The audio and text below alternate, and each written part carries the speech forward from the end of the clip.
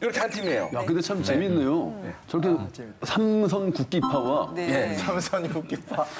얘네는 어떻게 표현하죠? 그냥 뭐 그냥 기타 내 등등. 맘대로 기타 등등 그렇죠. 국기파와 오. 그래서 이제 팽팽한 이 대결이 펼쳐지는 거죠. 네. 이게 이 어떤 그 진영 정리는 되는데 네. 국기 정리가 잘 안 되는 거죠.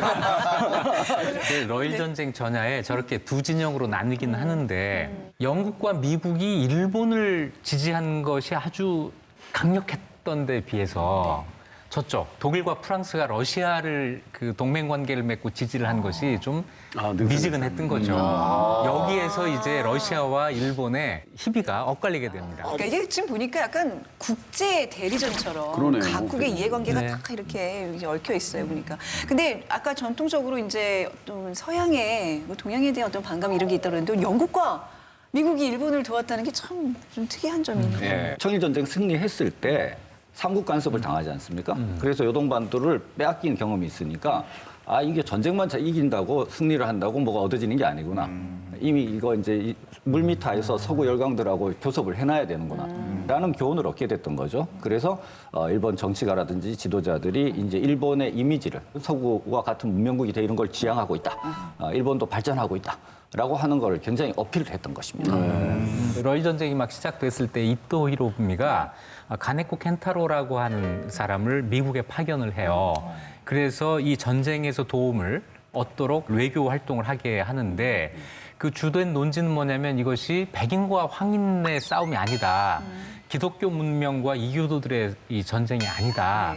이런 걸 설득하는 작업이에요. 마침 가네코 켄타로라고 하는 사람이 일본 사람인데 미리 일찍 유학 가서 하버드 대학을 졸업했습니다. 그런데 마침 그때 미국 대통령, 이게 이제 시어도 루즈벨트인데 이 사람이 또 하버드 출신이에요. 동문이에요, 둘이? 네, 그 동문이에요. 그래서 네. 이 사람을 보내서 루즈벨트 대통령을 설득을 하는데 그래서인지 루즈벨트 대통령이 일본의 이런 전쟁을 그 좀 지원하는 뭐 홍보를 또 지원하는 이런 모습을 보입니다. 어쨌거나 뭐 그것 때문에 들어준 건지는 모르겠지만 네. 일본은 전쟁을 위해서 그렇게 학연까지 동원해서 외교 활동을 펼쳤다는 것 자체가 참 정말 지독하게 준비했구나 이런 생각은 드는 거예요. 진짜 그런. 실제로 일본이 굉장히 적극적으로 대외 홍보에 나서는데 약간 이유가 있습니다. 무슨 이유가 있냐면 대외 원조가 좀 필요했어요. 그래서 전쟁을 수행하는 과정을 보게 되면 사실 준비가 필요하고 예산이 필요하잖아요.